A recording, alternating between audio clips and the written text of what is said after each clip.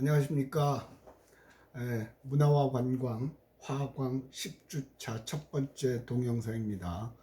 9주차는 시험 보는 주간이었고요. 그래서 10주차가 됩니다. 출석 수업과 인터넷 동영상 수업을 동시에 진행하면서 이 주차 수가 본부도 헷갈리고 저도 헷갈리는데 어쨌든 요건 요대로 가는 걸로 하겠습니다. 10주차. 지금 촬영을 하는 시점은 토요일 오전 8시 30분입니다. 어제 두 과목을 촬영을 했고요. 그 전까지는 시험 채점을 하고 여러분들한테 공개할 자료를 만드느라고 정신이 없었고, 목요일 날은 두 과목 시험 봤죠. 여러분들 목요일 날 봤죠. 두 과목 시험을 보고 오후에는 4학년 시험 끝나자마자 경상남도청에 가서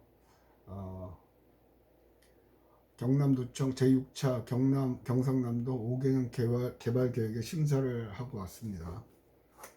여전히 느끼는 거는, 물론 그 5개년 개발 계획은 그 국가 지정 과제로 매 5개년마다 하는 거긴 합니다만은, 거기서 많은 분들하고 대화를 나눠본 개인적인 느낌은 각 지자체마다 관광에 대한 관심은 굉장히 높다.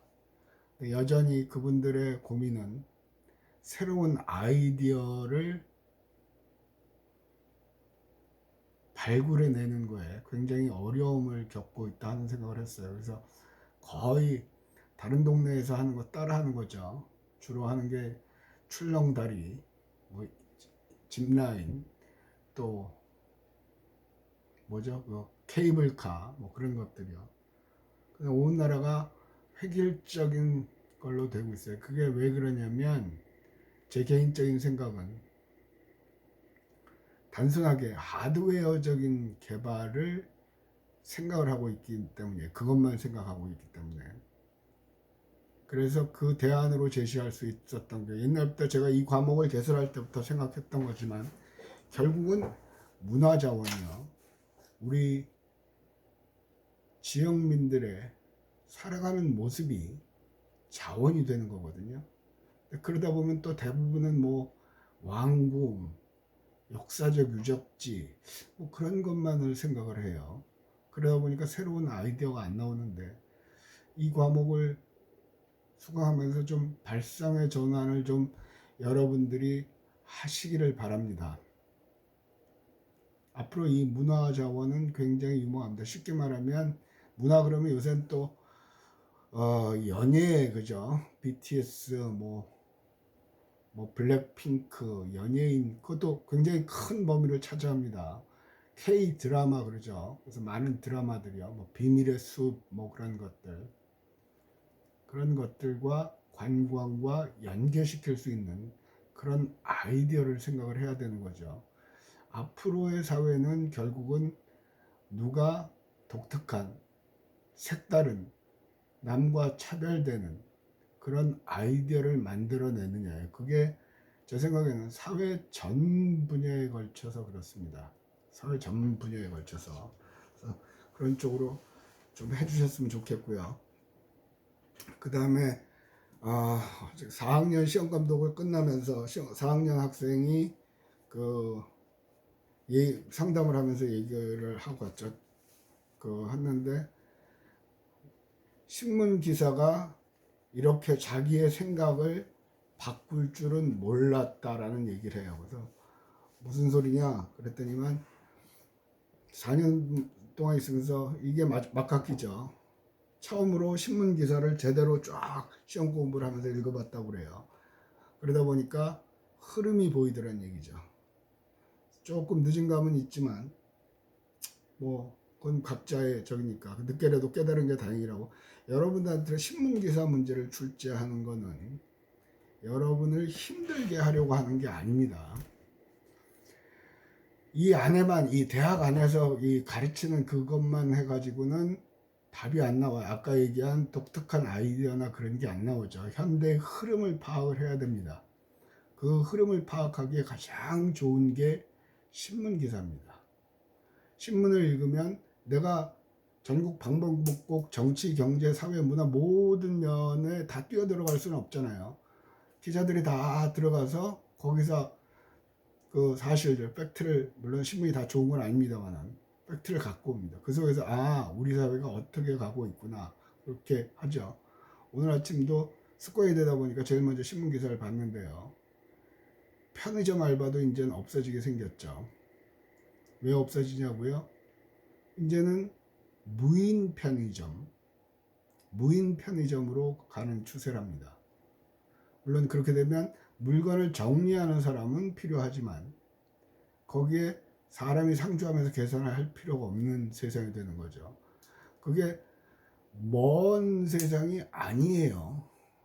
당장 내년, 후년, 지금 현재도 실제로 우리 대한민국에서도 무인 편의점을, 아까 그 기사는 일본의 기사였고요. 무인 편의점을 시범 사업을 작년부터가 하고 있죠.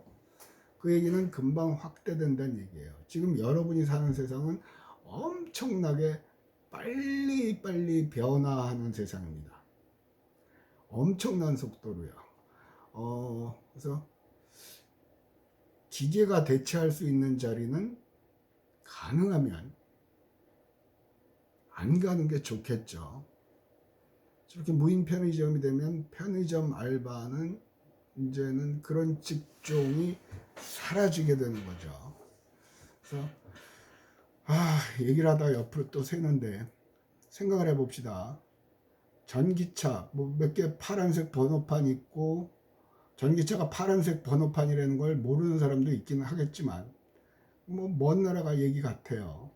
근데 지금 전반적으로 환경에 관한 문제는 옛날부터 관심은 가졌지만 이렇게 확 와닿지는 않았어요. 근데 지금은 엄청난 속도로 환경에 관심을 갖고 있습니다. 지금 대한민국의 자동차 회사들 현대차나 기아차가 전기차, 수소차를 만들려는 가장 큰 이유는 환경을, 뭐 그들도 환경을 생각한다고 얘기하겠지만 자동차를 수출하기 위해서는 전기차, 수소차로 갈 수밖에 없어요. 왜? 유럽으로 수출이 안 돼요.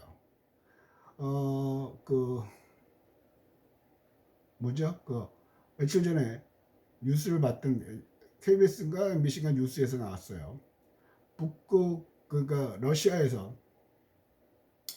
북극곰이 쓰레기 운송 차량에 트럭이 이제 가다가 엔진 고장으로 멈췄는데 그 틈에 쓰레기 그 통 속에 들어가서 쓰레기 차량 위로 올라가서 음식을 먹는 거죠. 쓰레기를 뒤지는 거죠. 네, 그러고서 그 뒤에 인터뷰가 나온 게 뭐냐면 동물학자가 나왔는데 이번 세기에 멸종할 동물 1순위가 북극곰이랍니다. 교수님 왜 그런 얘기를 합니까? 예, 환경 문제 때문에 그런데요. 그렇게 막연하게 먼 나라 얘기라고 얘기를 하는데 지금 유럽은 전기차, 수소차가 아니면 운행을 못하게 하려고 합니다. 못하게 하고 있습니다. 지금 못하게 하려고 하고 있습니다. 왜 그러냐면 걔네는 우리 밑에 있고 걔는 지구 위에 있죠. 바닷가 마을들이 물에 잠겨요 지금. 그러니까 눈앞에서 그걸 보는 거예요. 그러니까 확 와닿겠죠. 우리는 뭐 지구 온난화해도 뭐 날씨가 이러네 그 정도. 걔네는 피부로 와닿아요. 자기의 삶의 터전이 지금 날아가 버리는 상황이에요. 그러다 보니까 아예 법으로 탄소 어쩌고저쩌고 탄소 배출하는 건 수입을 못하게 하고 연차적으로 갑니다. 그리고 계속해서 정부에서도 보조금을 주고요. 그러니까 우리나라에서 수출을 하려면 글로 갈 수밖에 없죠.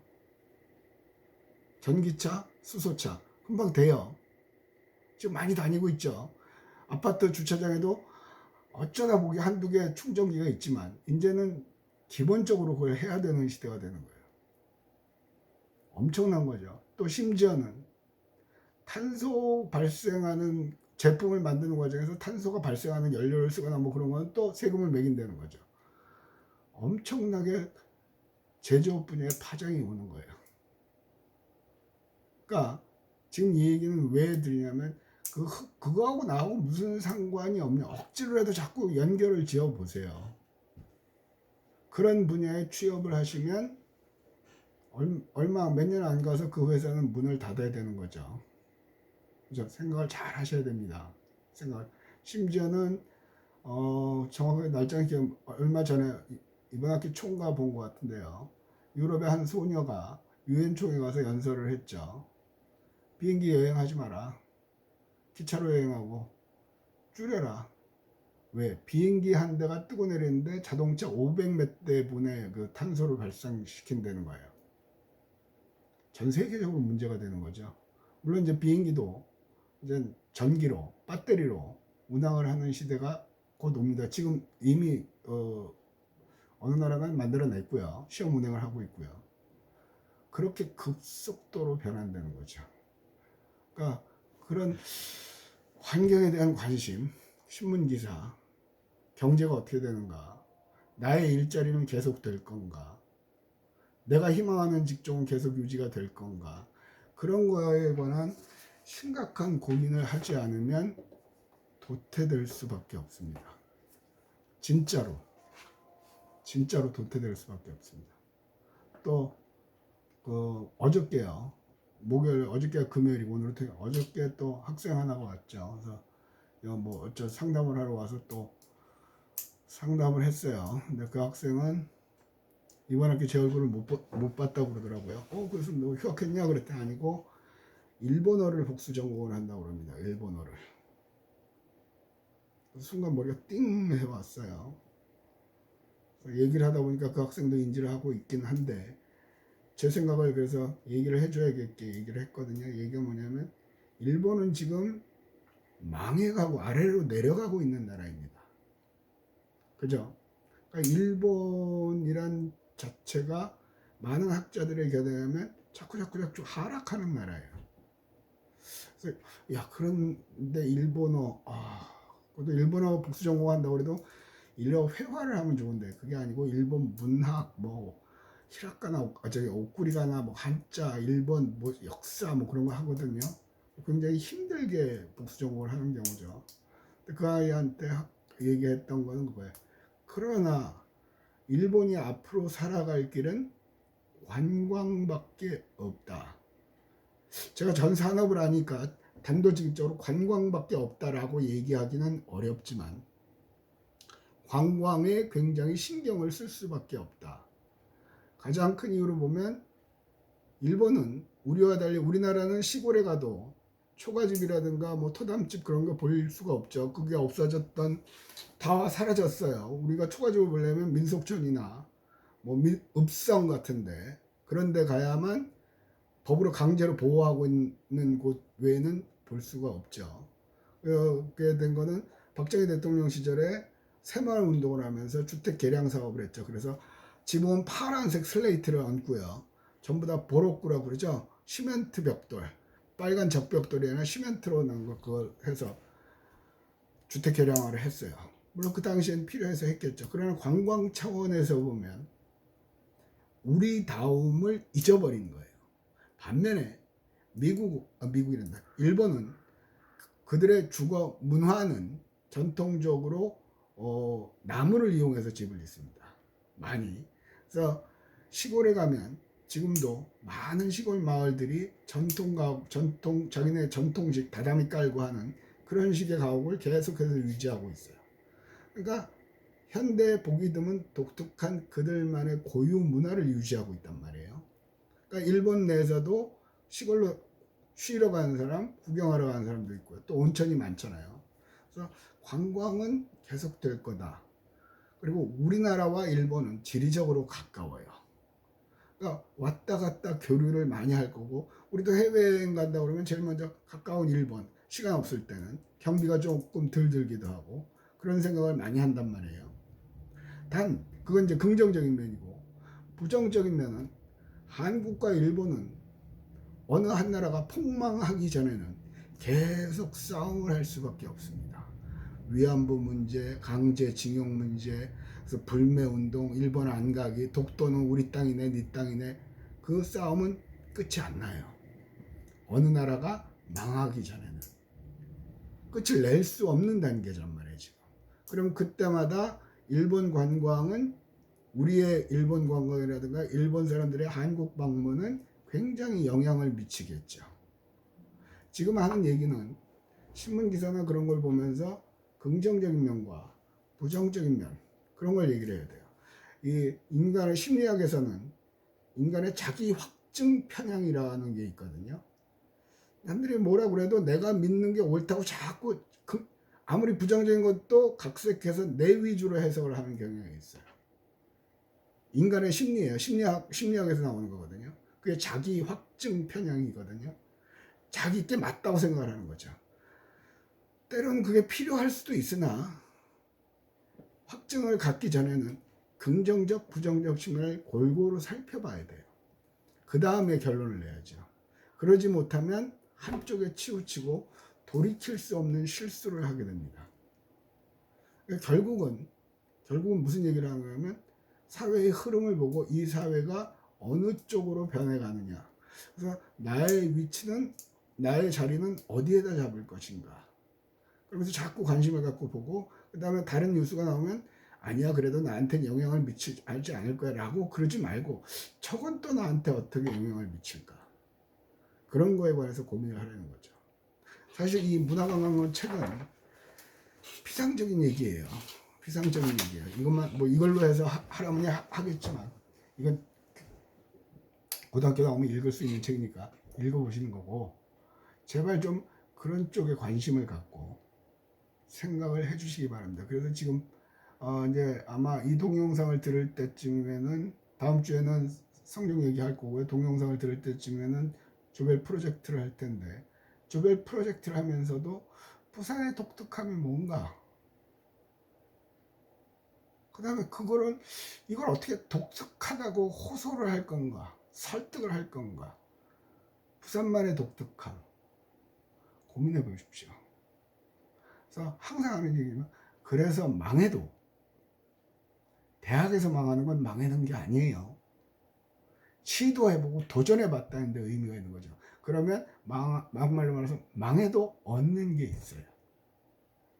그러니까 망한다는 생각을 하지 마시고 새로운 걸 자꾸 해본다는 생각으로 프로젝트를 임하시면 될 것 같아요. 이번 학기에는 원래대로 하면 연극 관람도 하고 해야 되는데 지금 연극 관람 간다고 그랬다가는 개박살 나죠.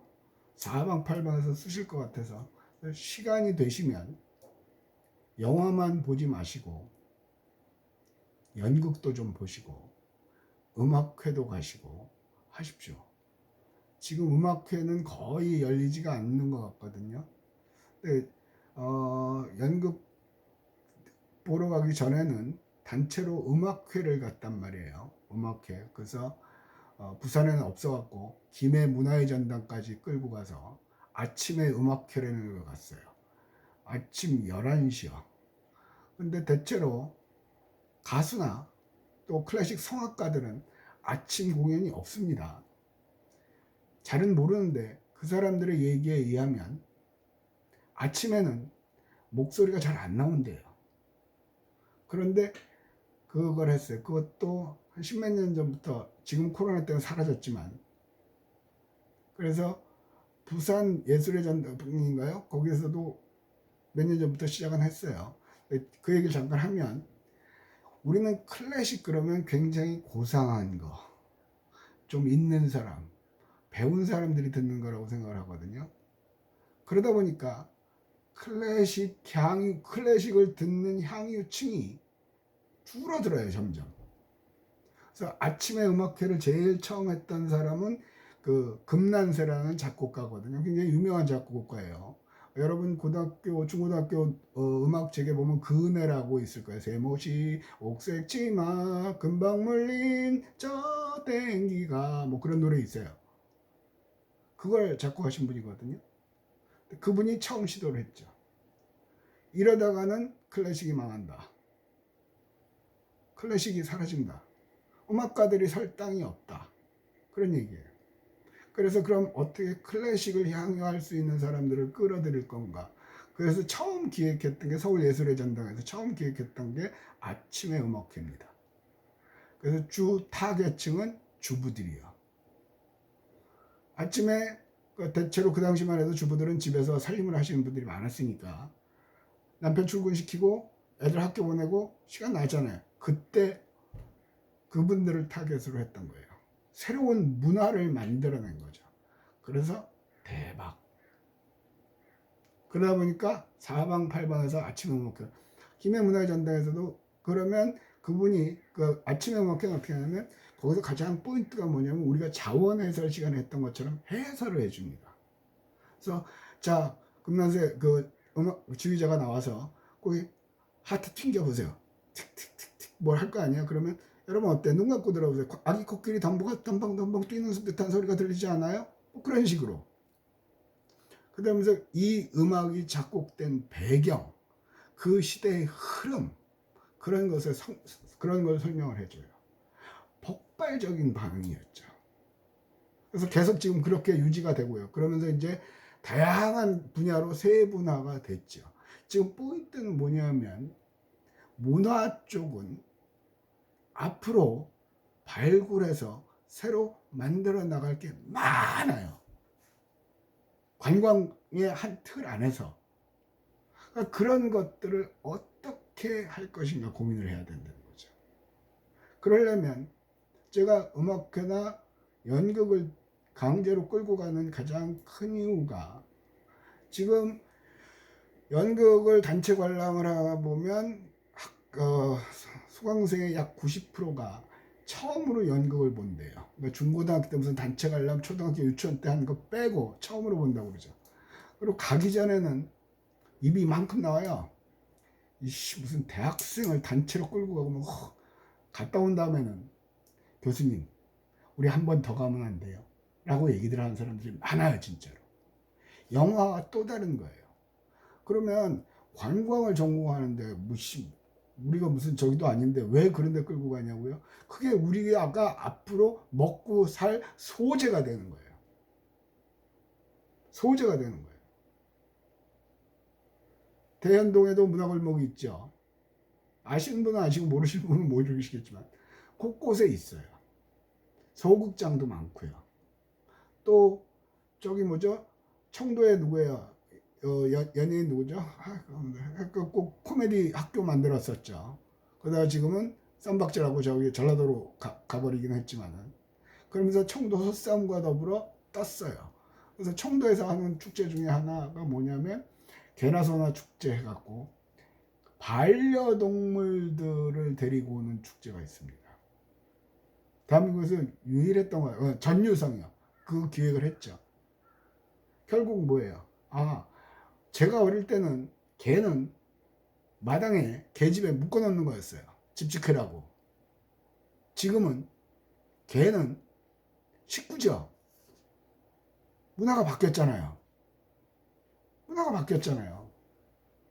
그러니까 그런 걸 소재로 하는 걸 기획을 하는 거예요.